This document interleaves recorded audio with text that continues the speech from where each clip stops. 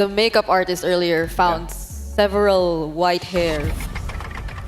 And I thought it was stress. On your youthful head? On my youthful head. Brigada 16, by the way. I am? I'm not sure. Okay, you know what? now we can establish the lore. You're actually 42. Wait, That would be more impressive. It's one or the other. can it be a little lower or something? No. It's either 42 or 16. You guys decide. All right. So it's this time Ulfhednar on the play. They ban out the Cho. And maybe this time, Lafel, for your sake, maybe this time, they're setting up for that Bruno first pick. I don't know, man. Ulfhednar, looking back at their games, I had a talk with Marco. And then he was like, we've seen plenty of times it was open for them and they refused to take it. And I'm unsure if Sunshine is unable to play with the Bruno, or Not as confident on it? or the team is just like, we don't feel well with the Bruno. I don't know. Mirko, what do you think? Yeah, there you go. You guys can't hear what he said because he doesn't have his headphones on. But like Aurora has had a history of banning out the Bruno. Yes. At least here Yep. in M6, so... Yeah. Ulfhednar still has to ban the Hilda. This is usually where you ban Hilda, this spot right here. And for Aurora, they still can take care of business by... Hilda is either here, red 3 or blue 3 ban, and then they set up for the high loss trade. The high loss Bruno and Suyo trades. Oh. There it is. Finally, respect. Okay. Finally. Finally. I think... I mean, at this point, I'm kind of sick of talking about it. Yeah, a lot of people are happy with this ban. Prior to this, Bruno was only banned blue side 3 times. Yeah. I remember, yeah. So this is a change in tides as we see it live. And now Aurora, they can ban on the Hilda if they want. Oh, but they don't. They banned the E. So the Hilda's open. The high loss is open. Hylos, Suyo, even Phobius earlier, which was used by Edward pretty well. It's still open to this point for Ulfhednar, but Honestly, now that the Bruno is banned, it feels very open. It feels like, yeah, a lot of good picks are here. And yeah, Ulfhednar, I kind of feel like this is kind of a tough spot where this, in my personal opinion, second pick feels better because you always have two, right? You can pick up, say, okay, the Cho has been banned. Hylos, Gatot, maybe Hylos Suyo. maybe Hylos. Yeah, up to now, especially after game 1, I think we're sitting at a 51-49 On the red side? blue side. Oh, yeah, red side advantage. So it's relatively healthy. There's the Hilda. And now, honestly, Aurora, they could pick up a jungler that kind of doesn't care about the Hilda, right? The Alpha. Yeah. Alpha, like, as long as you stay away from the Joy, from the Hayabusa, and then you're fine. But this does mean Speaking of, Ulfhednar can pick up the Hayabusa if they want. yeah, that's the only thing you'd probably have to consider if you're Aurora. And the Joy. Genji would be more comfortable. Now they have a lot less to think about, so would they go for the safer options right now? Is there a prio mid laner the here? Valentina? It's open Yeah. for Yue if he wants to go with that. A little too early, though. But I then am not the only one. it seems like they are going for the Phobius forlorn. Vexana. I mean, I was thinking picking up a mid laner here that can really dictate the flow of the game.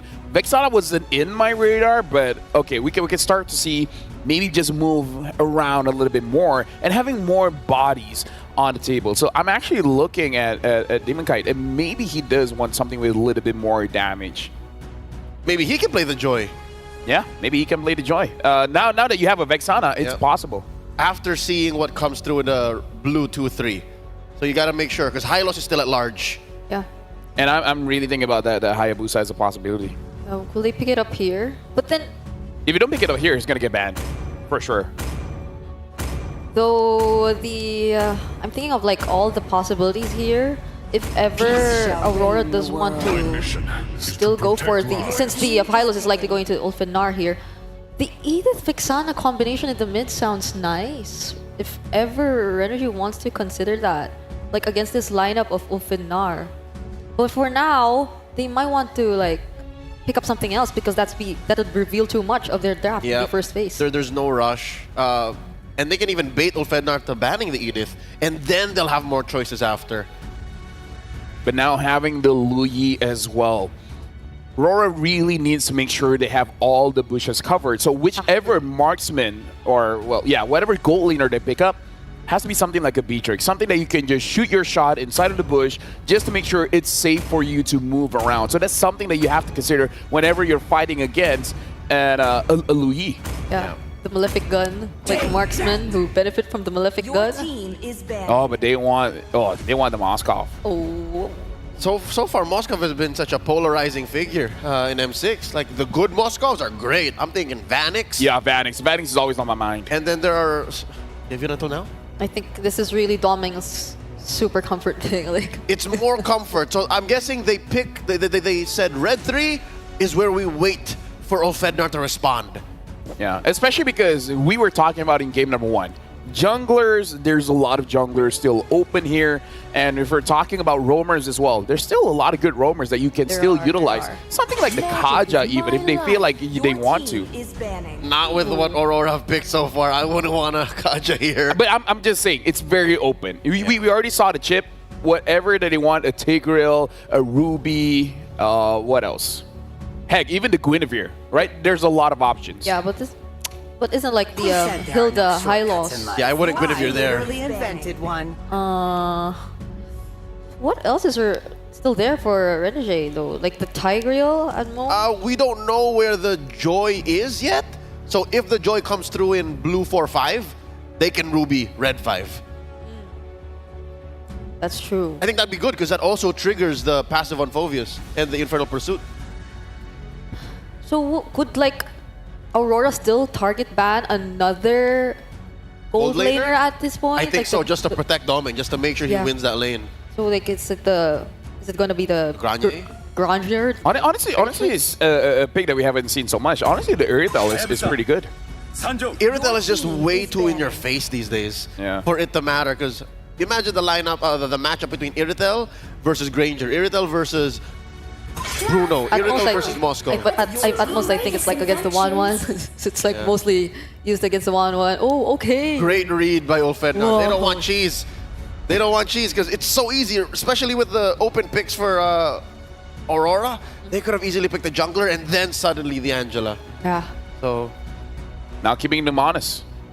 And like the suggestions, they're still there. yep, like, your Edith combo. The Edith, it's still possible for Aurora if ever they want to go with that. It's a good way to shred the Hardy, Hilda, and Hylos. What's that? Safe on the Alpha, so you still don't know. Oh, okay. This is good. The And- Alpha into the Hilda's good. And they can't even pick up the Edith for themselves. They already have the Hilda as well as the Hyla, so yeah. Hey, what is the goal lane here gonna be for Ulfhednar? The What is the Beatrix is jungle? still there. I mean, if you want to be safe, I guess the Beatrix is still fine. They could go Beatrix Jungle. Joy. The Nolan also still available.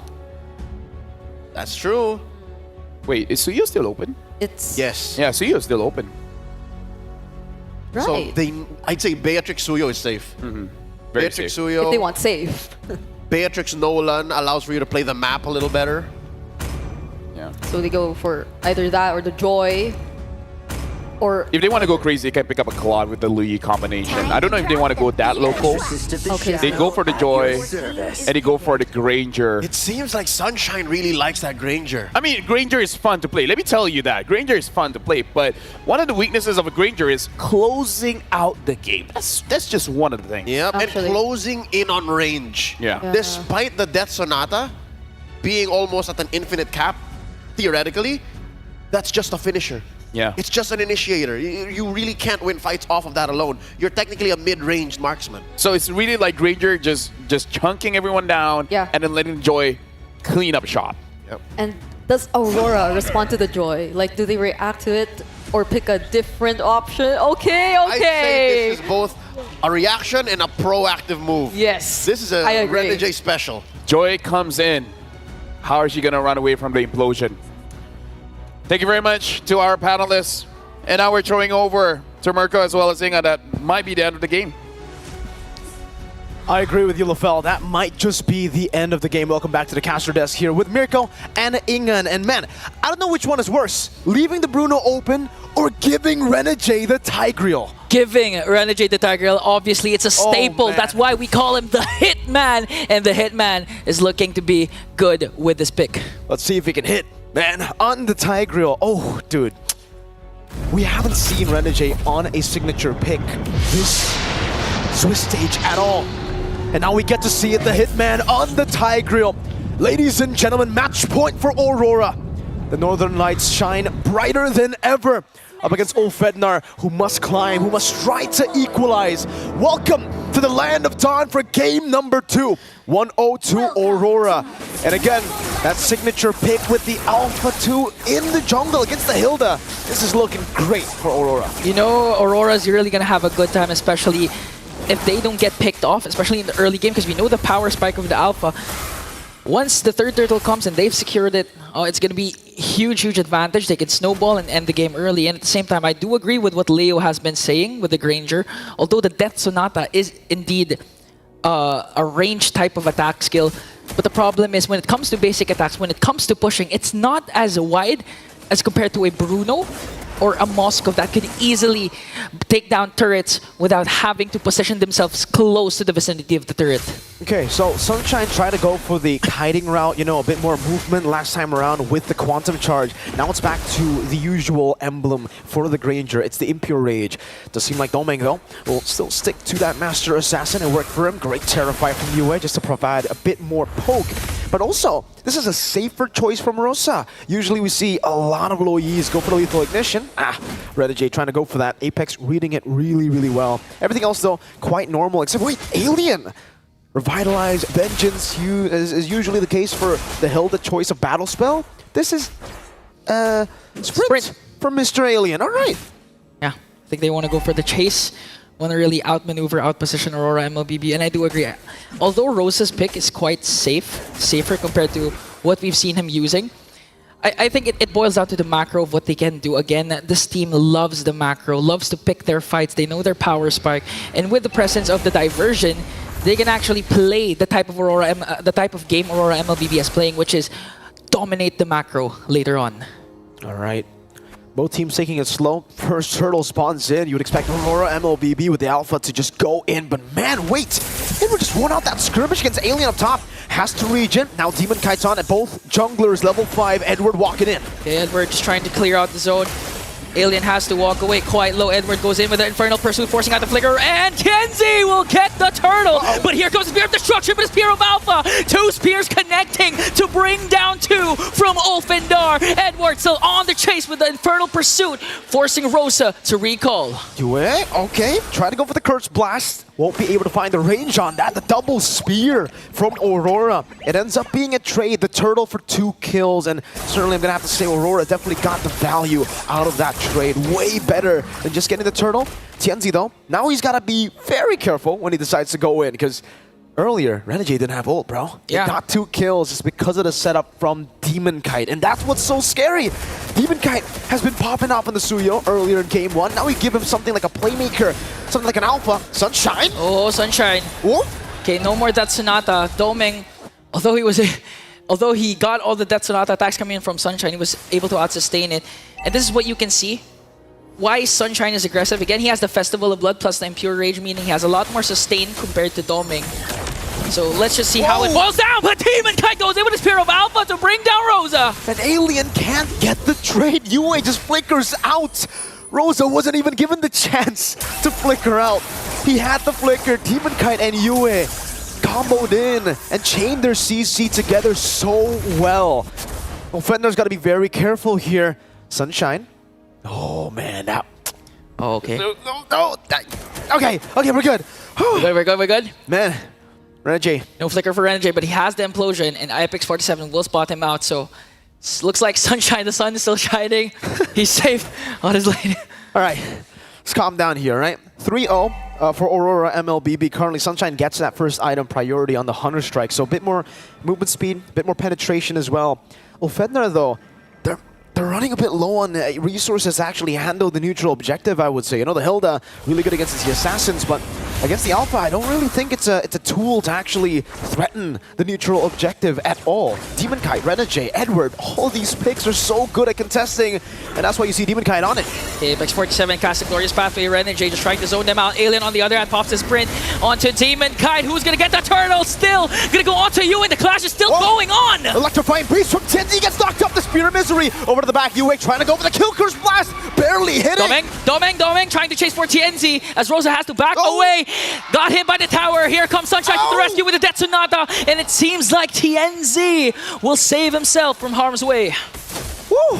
Again, another close battle.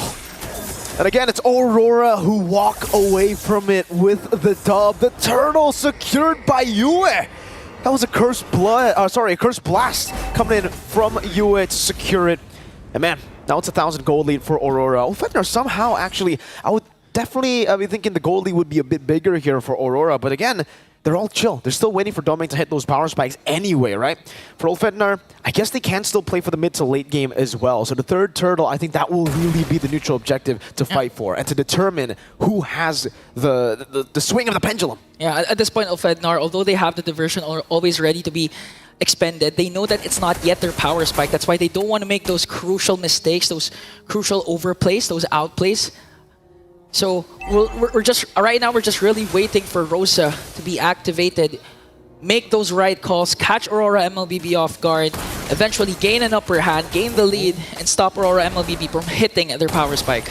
Okay, Sunshine gonna try to clear this wave. SOD? It's gonna connect onto Sunshine, but they're not gonna overcommit. They're not gonna dive deeper though. They just want control over the bottom lane.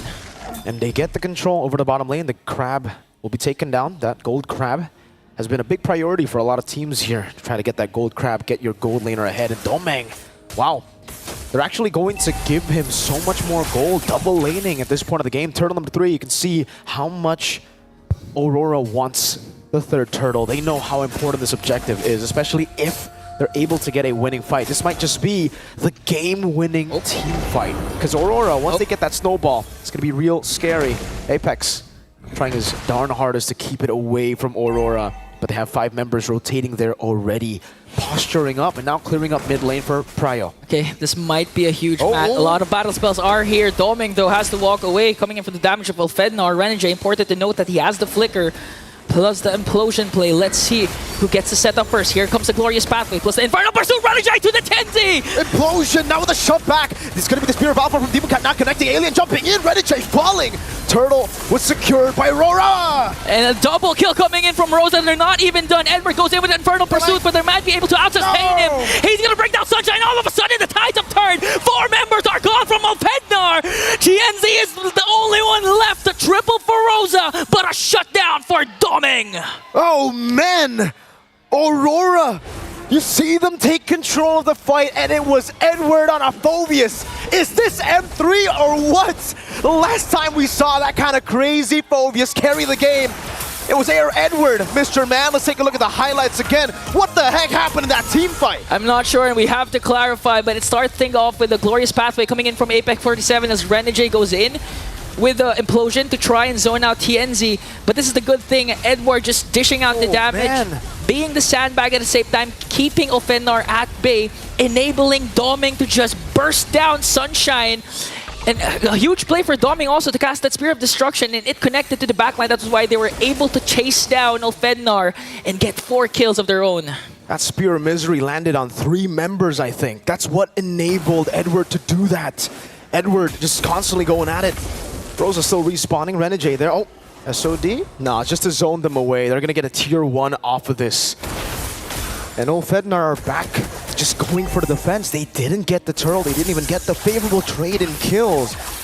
Aurora in a slow game. They're the masters at this. I like how Renegade is responding right now. He's not after those flashy hitman plays that we're used to see with the 3-man, 4-man implosions. He wants to go for the proper target, and for that previous clash, the proper target was TNZ.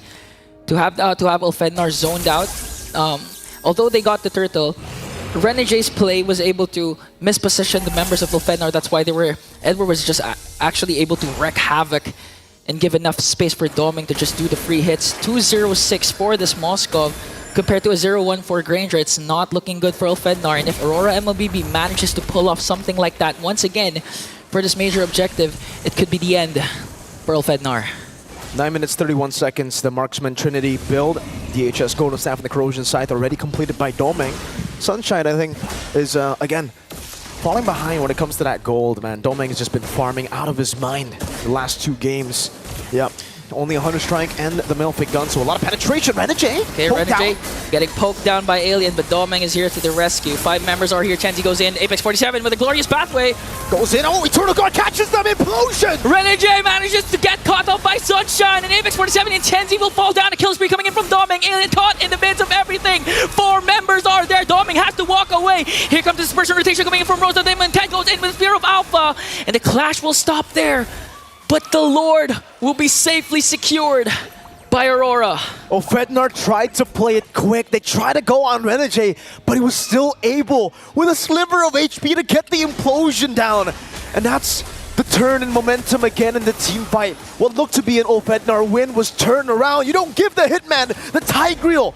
Aurora capitalized on it and went in. Now, Lord going to be cleared out. It won't be a full Lord advantage. Apex going in for the stun. Both teams understanding that at this point, I don't think it's time to fight. You know, they already got a little bit of a dub there, and the gold lead will be rising for Aurora. But for Ulfhednar, not the worst trade considering their position. Actually, yeah, keeping the Lord advantage low is all right for them. That's the best they could do, I would say, right? Oh, Domeng, though! Okay, Domeng, look at the attack speed just literally bursting down the mid lane turret there. And so far for Ulfhednar, although we witnessed the damage, the dispersion rotation that Rosa can dish out onto Aurora MLBB, it's not going to be enough. We have to see huge diversion plays like what we're seeing right now, but the problem is it gets spotted out by Aurora MLBB, so they have to make a play. They have to be proactive. It's not the time to be reactive up against a team like Aurora MLBB, but again, the problem is even if Ulfhednar manages to find a good diversion play, there's always a counter initiation that can be initiated by Aurora. They have the Spear of Alpha from Demon Kite, who's not afraid to cast it, go in the front line. Even if he dies, he doesn't care as long as Domeng creates, they create enough space for Domeng to just dish out the damage. Looking at the KDA, I believe he's still deathless, untouched with his Moskov. This is the Domeng I kind of expected in the M6 World Championship. You know, so far, I think a lot of criticism has been placed on the man. Okay. It's diversion, all right, just get back to mid lane. But yeah, Domeng really coming online here in this series.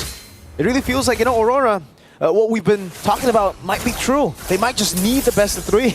They might just dislike the best of 1 a bit too much. It's a bit too volatile for them with their systematic playstyle. Rosa, though, that's a Divine Glaive. So if you've already seen the damage that Rosa can actually throw out against Aurora in these skirmishes, now they're going to have to be extra careful against Rosa with this Impure Rage. He can constantly just dish out damage, especially with Impure Rage. I think sustain too, right? I mean, like, you're in these fights for such a long time, it could act as good poke.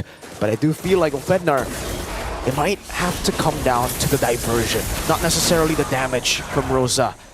They need the diversion to be clean. They need to somehow catch Aurora off guard, because if they don't, it's looking like an Aurora 2-0. Yeah. I mean, it's not just Rosa that needs to step up. I believe it's also Alien. Alien really needs to zone out the damage dealers of Aurora MLBB. Try to go for the backline.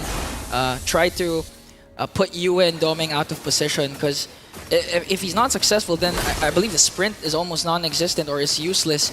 Because right now, Domeng is having such a good time looking at the gold lead that he's established, clearly has enough space to work with. And now Aurora MLBB, they have a huge advantage when it comes to this Lord. So Ulfhednar, you really need a good diversion play to catch Aurora MLBB off guard right now. And it almost just seems impossible for them to look for a good diversion. Aurora are occupying all the bushes that the diversion could come through, and that's why maybe Ulfhednar are so shy to use the diversion. Every single... Oh, that was a good shot over the Domeng. Good poke. Aurora, they've occupied the bushes enough. They have the pressure. TNZ's zone, the glorious pathway. They'll just bait the resource. Conceal from Renegade. Okay, 18,000 HP for this Lord to conceal. But Aurora MLBB standing strong still. Demon Kite gets with Spear of Alpha. Apex 47 has to walk away. And now Domeng going right after Alien. Demon Kite gets the Lord plus the kill onto Apex 47 and Rosa. Aurora MLBB executed that to perfection. Now wanting to extend the lead by taking down TNZ. Sunshine gets to pick up onto Renegade, but Domeng goes in up against 2. And Aurora MLBB will safely secure a Lord as TNZ cuts off the minions. 2 for 2, an amazing Spear of Alpha from Demon Kai to catch TNZ, and he's looking for it again. Doming, he wants to go for the cut onto TNZ to mid lane. They will be the focus of Aurora. Let's see Spear of Alpha, TNZ. Oh, Buying some time. electrifying beats coming in from TNZ. Doming goes in after Sunshine. They still have their Lord as Alien tries to delay the Lord push coming in from Aurora MLBB. Doming just trying to work on the crystal. Killing spree coming in from Ioe. And it looks like they're able to clear out the Lord, but Aurora MLBB is still here. SOD to the back. Demon Cat looking for the angle. He's going for the base. Coming! We'll go for the SOD. It's a 2-0 clean sweep. And the Northern Lights will once again illuminate Aurora's path back to greatness with a flawless play in a 2-0 sweep over a familiar foe in Ulfhednar.